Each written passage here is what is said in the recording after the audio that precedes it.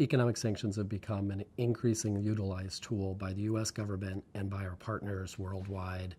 And this is something that affects global corporations, not only in the United States, but everywhere around the world. They have to pay attention to United States sanctions. They also have to pay attention to United Nations sanctions and those imposed by the European Union and other allied governments. Corporations are afraid of running afoul of U.S. economic sanctions rules or the sanctions rules imposed by other governments.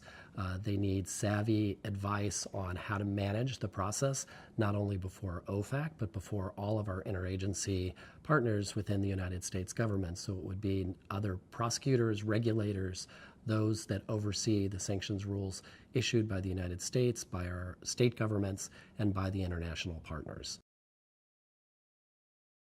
I started in this field before it was even a field. In 1999, before the sanctions were being imposed after the September 11th attacks. So I began the work when no one had heard of OFAC or economic sanctions writ large. I worked at the Justice Department doing this work during the height of the September 11th attacks and what happened afterward.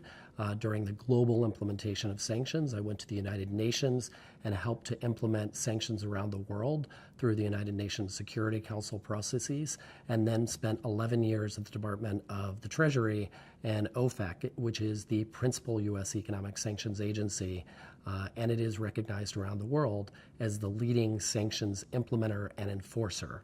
I also bring to the table an unparalleled international expertise when it comes to economic sanctions.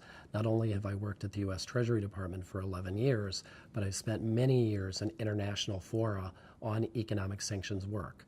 I'm John Smith, and I'm a partner here at Morrison Foerster in the National Security Practice Group.